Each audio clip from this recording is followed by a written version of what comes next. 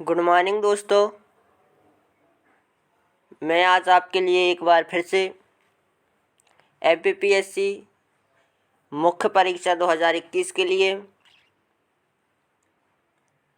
जो GS paper 1 का जो पार्ट बी की विश्व एवं भारत के भूगोल की यूनिट 1 एवं 2 की टेस्ट सीरीज़ आपके लिए लेकर आया हूँ।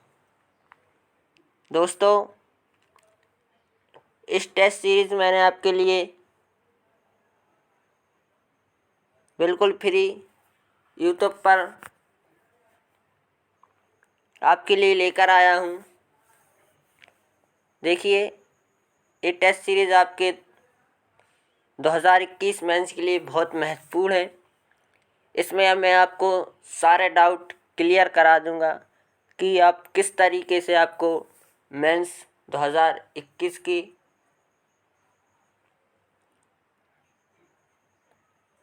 आपको क्वेश्चनों को किस तरीके से लिखना है, आप कहाँ पर गलती करते हैं जिससे कि एग्जामिनर आपके नंबर काट लेता है। इन सभी बातों पर आज मैं आपको इस टेस्ट सीरीज़ में बता दूंगा। और ये टेस्ट सीरीज़ आपकी 2021 के लिए बहुत ही इम्पोर्टेंट टेस्ट सीरीज़ है, जो आपको विश्व एवं भारत का भूगोल यूनिट 1 एवं 2 पेपर 1 का जो पार्ट बी होता उसकी यूनिट 1 और 2 की टेस्ट सीरीज़ है। बड़ी ही मेहनत करके मैंने आपके लिए टेस्ट सीरीज़ बनाई है। इसमें कुल 1 दिन का समय लग गया, जिसमें मैंने इम्पोर्टेंट क्वेश्चनों को लिया है। तो चलिए दोस्तों, आप मेरे वीडियो को लाइक एवं सब्सक्राइब कर दीजिए, क्योंकि फर्स्ट क्लास में मैंने आपको पेपर 1 के पार्ट ए की यूनिट 1 प्राचीन भारत का इतिहास की टेस्ट सीरीज़ आपको प्रोवाइड की थी। आज के जो वीडियो में आप भारत एवं विश्व की जो फर्स्ट टेस्ट सीरीज़ है पेपर 1 की, तो चलिए दोस्तों, अब अपन क्वेश्चनों की ओर चलते हैं। देखिए, जो फर्स्ट क्वेश्चन है, निम्नलिखित प्रश्नों के उत्तर लगभग 10 शब्दों में लिखिए। देखिए, जो आपके 3 मार्कर होते हैं वो आपको 15 3 मार्कर, आपको 15 3 मार्कर रहते हैं, जिनमें आपको 3 नंबर मिलते हैं। तो टोटल क्या दिया जाए तो 45 आपके नंबर होते हैं। तो देखिए, जो फर्स्ट क्वेश्चन है कि भूपट्टी, इसकी बात करें आंसर में, तो देखिए इसका जो आंसर आपको लिखना है कि यह पृथ्वी का सबसे बाहरी भाग है। भूपट्टी का निर्माण सिलिका व एल्यूमिनियम से हुआ है। कॉर्नाइट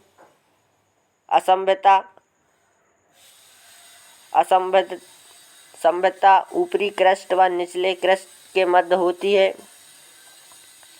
देखिए दोस्तों, आपको इसमें 10 शब्दों में लिखना है।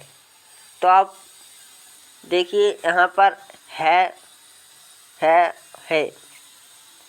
ये बार बार रिपीट शब्दों को आपको इसमें नहीं लिखना है, जिससे कि एग्जामिनर आपको शब्द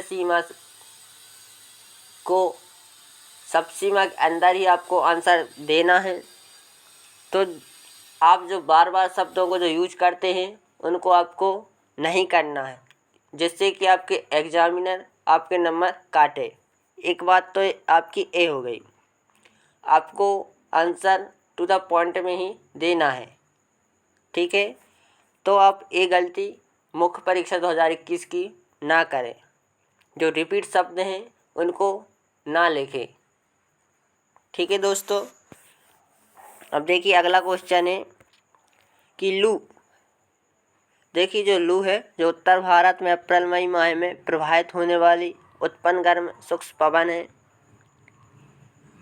इसके प्रभाव में आने से लोगों की जान चली जाती है। अब देखिए जो अगला क्वेश्चन है थर्ड, ग्रेट डिवाइजिंग। तो जो ग्रेट डिवाइजन है यह ऑस्ट्रेलिया की प्रमुख पर्वत श्रेणी है। इसकी जो सबसे ऊंची चोटी है कोसी ओस्की है।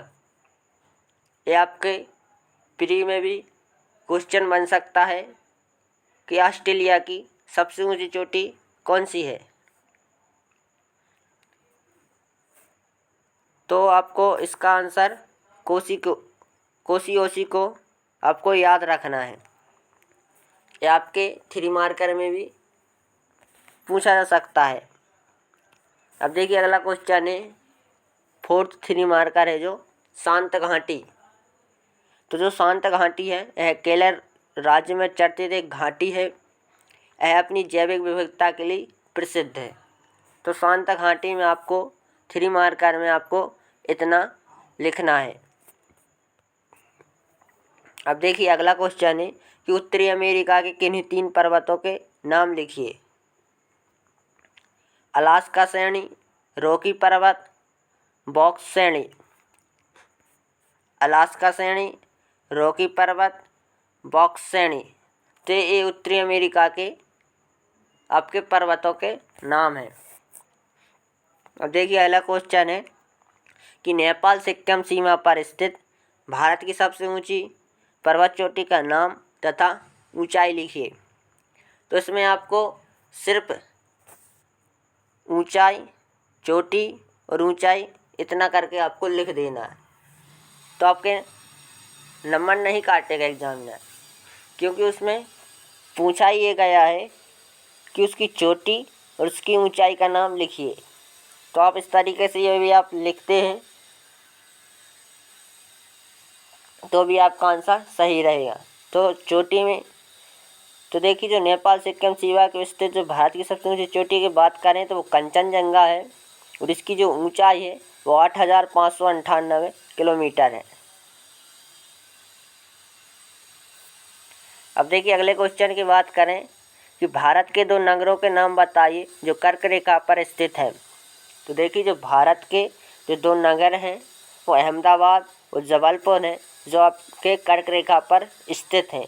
ये आपके 2022 के प्री में भी क्वेश्चन बन सकता है। इस तरीके से आपसे क्वेश्चन पूछ सकता है। तो आप इन 2 नामों को याद रखें।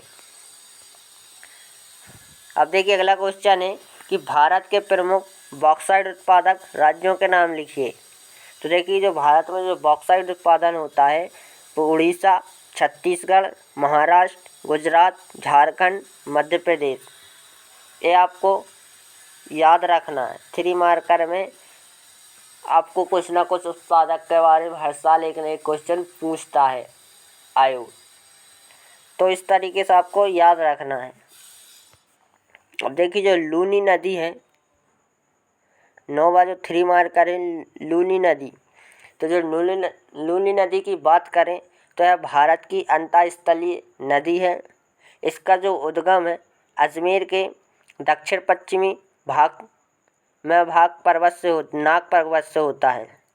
इसकी जो लंबाई की बात करें तो 329 किलोमीटर है। आपको इतना लूनी नदी में आपको लिखना है यदि आपको लूनी नदी पूछता है। देखिए आपसे जो नदियां हैं हर साल आयोग एक न एक क्वेश्चन आपसे पूछता है।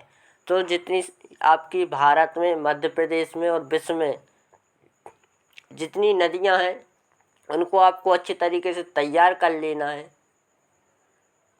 क्योंकि हर साल आयोग एक न एक नदी के बारे में आपसे पूछता है। तो मैंने आपको लूनी नदी के बारे में बता दिया। अब देखिए अगला क्वेश्चन है कि अरब सागर में गिरने वाली प्रमुख नदियों के नाम लिखिए। देखिए अरब सागर में गिरने वाली तो सिंधु, नर्मदा, ताप्ती, लूनी, माही, साबरमती आदि ये नदियाँ अरब सागर में जाके गिरती हैं, अपना जल गिराती हैं। चलिए दोस्तों अब अपन 11वां क्वेश्चन देखते हैं। लिम्पोपो नदी। देखिए जो लिम्पोपो नदी है यह नदी मकर रेखा को 2 बार काटती है। यह दक्षिण अफ्रीका, बोत्सवाना तथा जिम्बाब्वे के बीच सीमा पर बहती है। आपको लिम्पोपो नदी में आपको 3 मार्कर में इस तरीके से आपको लिखना है। अब देखिए अगला क्वेश्चन है टॉर्नेडो। तो टॉर्नेडो है वो ग्रीष्म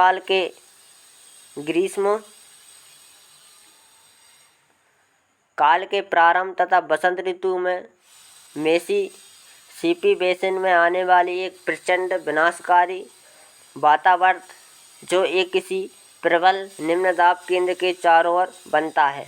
आपको टॉर्नेडो में इस तरीके से आपको लिखना है। अब देखिए अगला क्वेश्चन है ह्यूमस।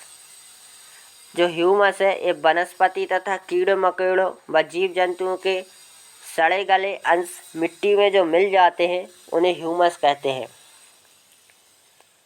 पौधा को उगने में बहुत सहायक जो ह्यूमस होता है, ह्यूमस के द्वारा जो खाद बनती है वो पौधे उगने में बहुत ही सहायक होती है।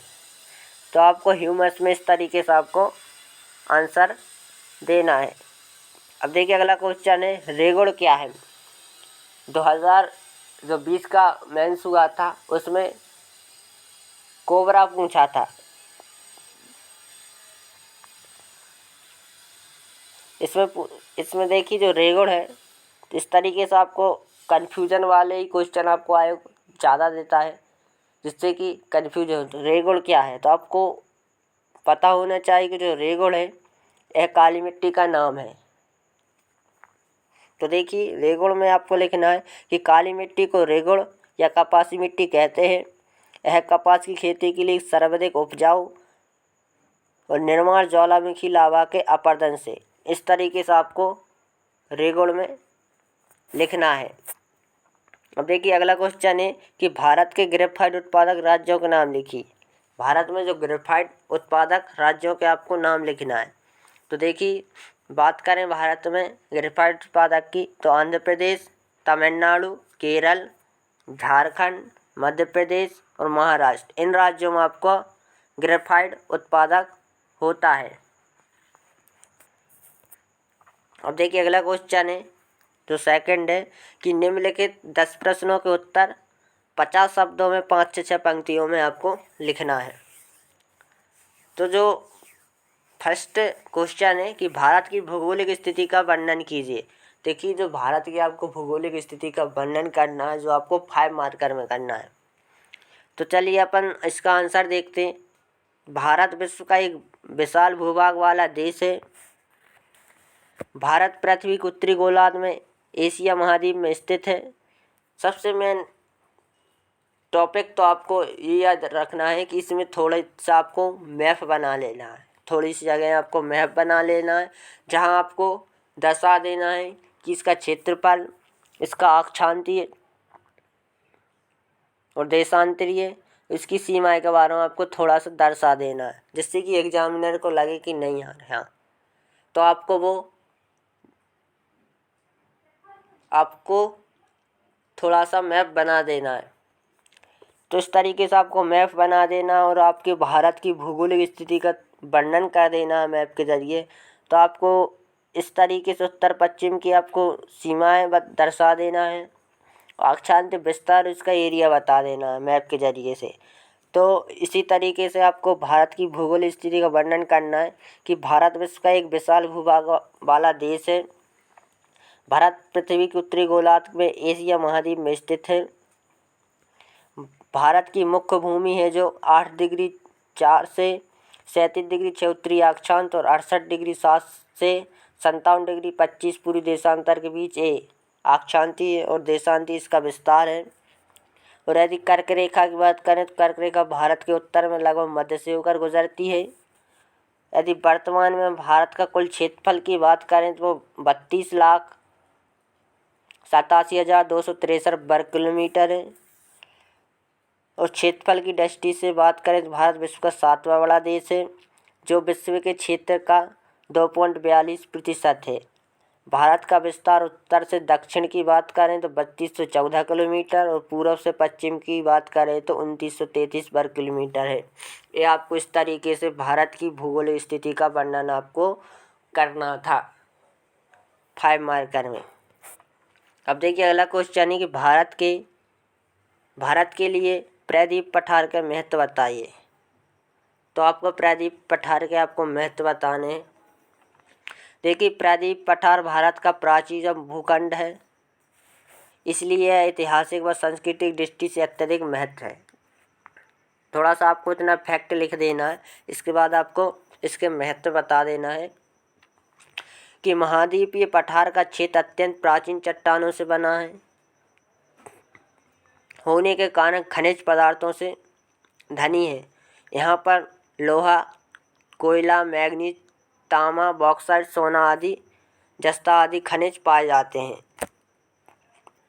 फिर अगला पॉइंट आपको लिखना है कि वन संसाधन की दृष्टि से भी प्रायद्वीप पठार काफ़ी संपन्न है। यहाँ साल, सागौन, शीशम, चंदन आदि पाए जाते हैं वन। अब अगला पॉइंट आपको लिखना है कि पठारी प्रदेश के नए स्थानों पर जलप्रपातों का निर्माण हुआ है जो विद्युत उत्पादन के प्रमुख केंद्र रखते हैं। इधर पर थोड़ी सी मिस्टेक है, विद्युत नहीं लिखा, आप विद्युत यहाँ पर जोड़ लें कि विद्युत उत्पादन में प्रमुख केंद्र रखते हैं। अब देखिए अगला अगला पॉइंट है कि इस प्रदेश में एक बड़ा लावा निर्मित उपजाऊ काली मिट्टी है जो कपास, मूंगफली व गन्ना खेती के लिए उपयुक्त है। तो आपको इस तरीके से 5 मार्कर में आपको भारत के लिए प्रायद्वीप पठार के महत्व को आपको बताना है।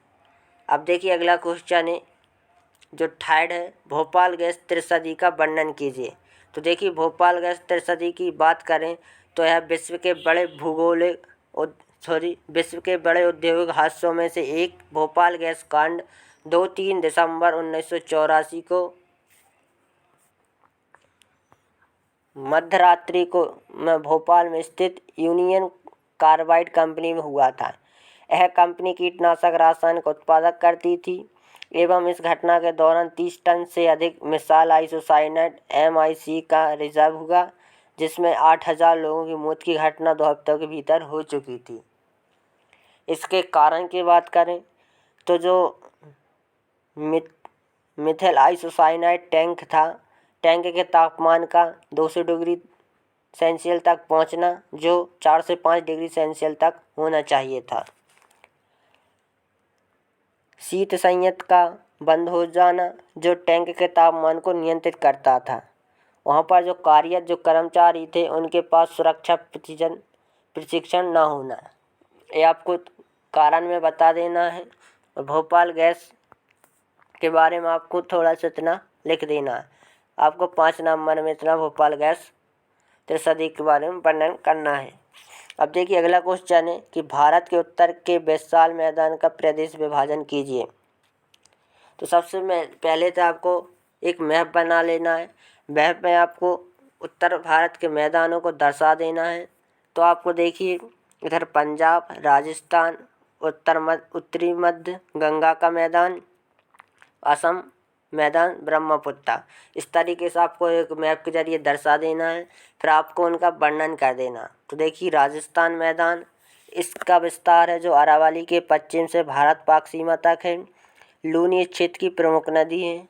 फिर उत्तरी मैदान पश्चिमी उत्तर प्रदेश भू क्षेत्र में विस्तृत। पंजाब का मैदान यह रावी नदी एवं यमुना नदी के मध्य स्थित है। नदियों के किनारे बाढ़ग्रस्त क्षेत्र है। यदि गंगा का मैदान की बात करें, उत्तर प्रदेश, बिहार एवं पश्चिमी क्षेत्र तक विस्तृत है।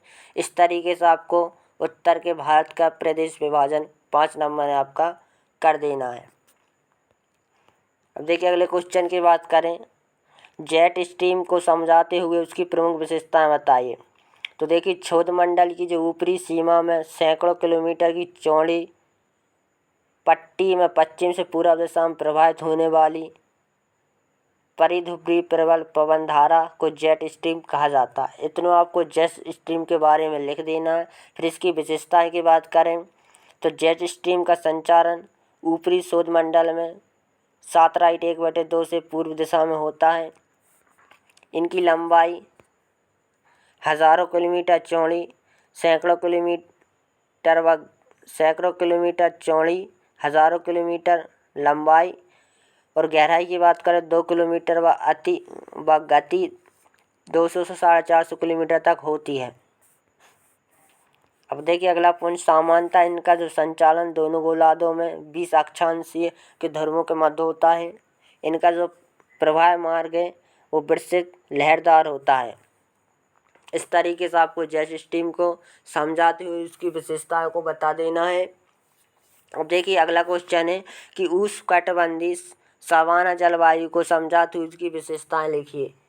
तो देखिए जो उष्णकटिबंधीय सवाना जलवायु है, इसको समझाने की बात करें तो आपको भूमध्य रेखीय अर्ध जलवायु प्रदेश और उष्णकटिबंधीय शुष्क प्रदेशों के मध्य संकरण क्षेत्र के रूप में यह सवाना जलवायु प्रदेश पाया जाता है। उष्णकटिबंधीय सवाना जलवायु दक्षिण अमेरिका में वेनेजुएला, आंतरिक पूर्वी ब्राज़ील एवं पैराग्वे तथा अफ्रीका में सहारा के दक्षिण सीमा में संलग्न क्षेत्र है। इसकी विशेषताएं की बात करें तो तापमान में अल्प ऋणात्मक होता है। आर्द्रता स्तर 60 से 75 रहती है, जो आर्द्रता को शुष्क ऋतुओं में बदल जाता है। यहाँ वर्षा अभिसारी पवनों से होती है। वर्षा ऋतु के भीतर लंबे शुष्क काल को भी उत्पन्न हो जाते हैं। इस तरीके से आपको उष्णकटिबंधीय सामान्य जलवायु में आपको इस तरीके से आपको लिखना है। अब देखिए अगले क्वेश्चन की बात करें कि शीतोष्ण चक्रवात की विशेषताएं लिखिए। देखिए जो शीतोष्ण चक्रवात है इनमें दाब प्रबलता कम होती है, समदाब रेखीय यू आकार की होती हैं, ये जल और स्थल दोनों पर विकसित होते हैं एवं हजारों किलोमीटर क्षेत्र पर विस्तार पाया जाता है। थर्ड पॉइंट की बात करें तो वायु वेग उष्णकटिबंधीय चक्रवातों कम होते हैं। फोर्थ पॉइंट अधिकतर ऋतु में उत्पन्न होते हैं। तीव्र बौछारों के साथ वर्षा होती है जो रुक रुक कर कई दिनों तक चलती है। यह कटिबंधीय क्षेत्र में उत्पन्न होते हैं। यह महासागरीय एवं महाद्वीप दोनों पर बनते हैं। तो आपको शीतोष्ण चक्रवात की विशेषताएं आपको 7 पॉइंट लिख देना है, जो आपको 5 नंबर में आपको इस तरीके से आपको बता देना है। अब देखिए अगले क्वेश्चन की बात करें कि लैटेराइट मिट्टी की विशेषताएं लिखी। तो जो लैटेराइट मिट्टी है इनका जो निर्माण है ग्रेनाइट चट्टानों द्वारा होता है। सेकंड पॉइंट है यह मिट्टी आसाम, मेघालय, पश्चिम बंगाल, उड़ीसा, कर्नाटक, महाराष्ट्र आदि राज्यों में पाई जाती है। अब अगले पॉइंट की बात करें तो यह कृषि के लिए अच्छी नहीं मानी जाती। अब अगले पॉइंट की बात करें तो यह भारत में अधिक वर्षा वाले क्षेत्रों में पाई जाती है। यह कठोर मिट्टी होती है जिसका रंग लाल होता है। इसमें लोहा व एल्युमिनियम की मात्रा अधिक होती है। इसमें ह्यूमस की मात्रा नहीं होती। तो आपको लैटेराइट मिट्टी में 5 मार्कर में आपको इतना आपको लिख देना है। अब देखिए अगले क्वेश्चन की बात करें भारत में मैंगनीज उत्पादक पर टिप्पणी लिखिए। तो देखिए भारत में जो मैंगनीज उत्पादन में तो वर्तमान में भारत मैंगनीज उत्पादन विश्व में 6वां स्थान रखता है। लोहे इस्पात उद्योग में एक प्रमुख कच्चे माल के रूप में प्रयुक्त होता है। उपयोग में सूक्ष्म बैटरियों के निर्माण, फोटोग्राफी में प्रयुक्त, लवणों में, चमड़ा तथा माचिस उद्योग, कांच में को रंगने, पटली, पेंट, रंगीन आदि बनाने में प्रयुक्त किया जाता है। मैंगनीज भारत की धारवाड़ शैलों में प्राकृतिक ऑक्साइड के रूप में मिलता है। मैंगनीज उत्पादन की दृष्टि से मध्य प्रदेश का देश में दूसरा स्थान है, जो लगभग 28% मैंगनीज का उत्पादन करता है। आपको इस तरीके से 5 मार्क का आपको मैंगनीज उत्पादन में टिप्पणी को आपको लिख देना है। देखिए अब अगले क्वेश्चन की बात करें जो आपका 10वां 5 मार्कर है कि भारत में नगरीय और ग्रामीण और नगरीय जनसंख्या में अंतर लिखना है आपका। तो आपको एक कॉलम बना लेना, एक साइड आपको ग्रामीण, एक साइड आपको नगरीय बताना है। तो देखिए जो ग्रामीण जनसंख्या गाँवों में रहती है और जो नगरीय जनसंख्या कस्बों, नगरों व महानगरों में रहती है। सेकंड पॉइंट है गाँव की जो आवासीय संरचना है वो अव्यवस्थित होती है और नगरीय की आवासीय संरचना व्यवस्थित होती है। अगला पॉइंट है कि अधिकांश ग्रामीण जनसंख्या कृषि पर आधारित होती है और जो नगरीय जो जनसंख्या है वो मुख्यतः द्वितीयक एवं व्यवसाय जैसे उद्योग, व्यापारी, नौकरी आदि पर आधारित होती है। अब देखिए अगला पॉइंट, देखिए गाँव में आवास की कोई समस्या नहीं होती और नगरों में आवास की देखिए बहुत बड़ी समस्या रहती है। यदि फिफ्थ पॉइंट देखें तो गाँव में आधुनिक सुविधा जैसे सड़कें, स्कूल, कॉलेज, चिकित्सा, मनोरंजन आदि की सुविधा, नगरों में आधुनिक साधन सुविधा का कोई अभाव नहीं होता। ये आपके लिए 2021 की जो मुख्य परीक्षा के लिए बहुत ही महत्वपूर्ण 11 मार्कर है कि गंगा नदी प्रणाली का विवरण दीजिए और इसकी सहायक नदियों के नाम लिखिए। तो बहुत ही इम्पोर्टेंट क्वेश्चन है ये आपके लिए। तो चलिए इसका अपन वर्णन देखते हैं। सबसे पहले तो आपको उनकी सहायक नदियों को दर्शा देना है। तो आपको इस तरीके से एक डायग्राम बना लेना है, जो आपको गोमुख, रामगंगा, वरुणा, गोमती, घाघरा, गंडक, पद्मा, ब्रह्मपुत्र, दाईं ओर से सोन, यमुना। तो आपको इस तरीके से आपको गंगा नदी का एक डायग्राम बना लेना है। फिर इसको आपको लिखना है कि जो भारत की सबसे लंबी 2525 किलोमीटर एवं पौराणिक नदी गंगा क्रमशः 4 राज्यों में उत्तराखंड, उत्तर प्रदेश, बिहार, झारखंड, पश्चिम बंगाल आदि में बहती है। गंगा नदी के उद्गम की बात करें तो गंगा नदी का जो उद्गम है वो उत्तराखंड के गोमुख हिमानी से होता है। तत्पश्चात देख प्रयाग में भागीरथी और अलकनंदा के मिलन के पश्चात यह गंगा कहलाती है। हरिद्वार के पश्चात मैदानी भागों में प्रवेश करती है। बाईं ओर से क्रमशः रामगंगा, गोमती, घाघरा, गंडक, कोसी नदी प्रमुख है इसकी। और दाईं ओर की बात करें, दाईं ओर की सहायक नदियों में यमुना और एवं अन्य सोन है। यमुना इसकी प्रमुख है और अन्य की बात करें सोन है। अगला पॉइंट की बात करें तो बांग्लादेश में पद्मा कहलाती तथा ब्रह्मपुत्र के पश्चात मेघना नामकरण हो जाता है। यह नदी विश्व के सबसे बड़े डेल्टा सुंदरवन का निर्माण करती है। तो आपको इस तरीके से आपको गंगा नदी प्रणाली में आपको इस तरीके से आपको वर्णन कर देना है। अब देखिए अगले क्वेश्चन की बात करें कि प्रायद्वीप भारत की भू आकृति का वर्णन कीजिए तथा उसके उप क्षेत्रों का भी वर्णन कीजिए। तो आपको इस तरीके से आपको 11 मार्कर है जो सेकंड, इसको आपको वर्णन कर देना है। फिर अगला क्वेश्चन, भारत में खनिज तेल पेट्रोलियम उत्पादक का विवरण कीजिए। ये भी 2021 की मुख्य परीक्षा के लिए बहुत इंपॉर्टेंट क्वेश्चन है कि भारत में खनिज तेल पेट्रोल उत्पादक क्षेत्रों का विवरण दीजिए। दोस्तों यदि वीडियो अच्छा लगा हो तो लाइक एवं सब्सक्राइब कर दीजिए। ये आपकी भूगोल की फर्स्ट टेस्ट सीरीज़ है जो आपको यूनिट 1 और सेकंड की से बनाए गए क्वेश्चनों की है। दोस्तों फर्स्ट वीडियो मैंने आपको प्राचीन भारत की टेस्ट सीरीज़ लेकर आया था। सेकंड वीडियो में मैंने आपको भूगोल की टेस्ट सीरीज़ लेकर आया। आगे भी आपको मैं इसी तरीके से 2021 की जो मुख्य परीक्षा है, आज आपको पता ही होगा कि 2021 की प्रारंभिक परीक्षा का रिजल्ट घोषित हो चुका है। आपको स्कोर कार्ड घोषित हो चुका है। तो आपको अनुमान लगा के आपको कि मेरा इतना स्कोर कार्ड है, उसके हिसाब से आपको मेंस की तैयारी में लग जाना है।